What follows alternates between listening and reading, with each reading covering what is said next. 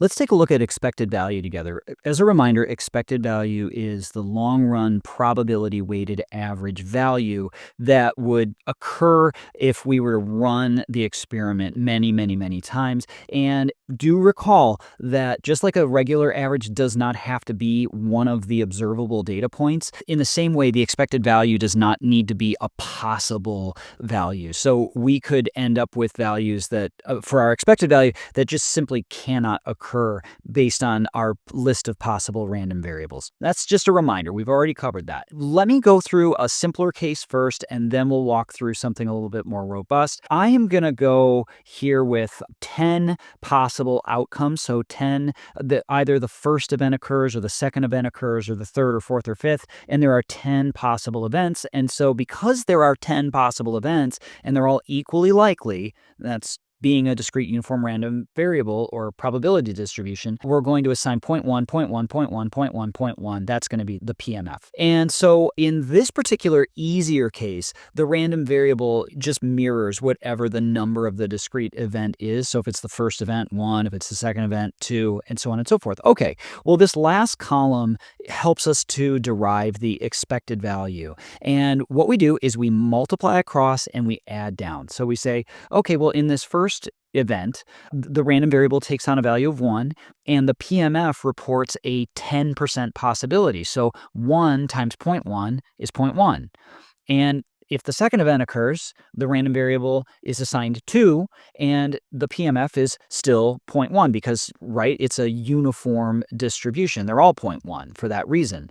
So 2 times 0.1 is 0.2, and 3 times 0.1 is 0.3. Well, what we do is we end up just adding up across all of these possible values. Notice that once we get to the 11th event, well, because there are only 10 possible events, the probability of the 11th event is 0, and the 12th event is 0, and 12 times 0 is 0, and 13 times 0 is 0, so on and so forth. They're all zeroed out. So all we have to do is add up this column, and when we get to the bottom here, we find that the expected value is 5.5. So if we were to sort of run this experiment many, many times, we would come up with 5.5 as the long-run probability-weighted average.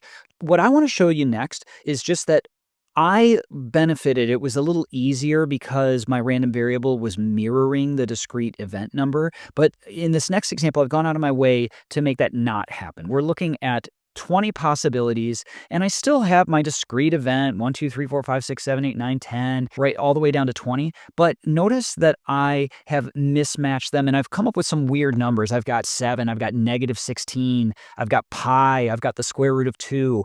All of that is fine because a random variable is just a numeric assignment to each of my events under consideration. And that's exactly this whole column here then is the random variable. Well, calculating an expected value works exactly the same way. Because there are 20 possibilities, and this is a discrete uniform probability distribution, all I do for my PMF is say, okay, well, 20 goes into 100 5 times, so there's a 5% chance for each one of these 20 events. 7 times 0.05 is 0.35. -16 times 0.05 is 0.8. 2.3 times 0.05 is 0.115.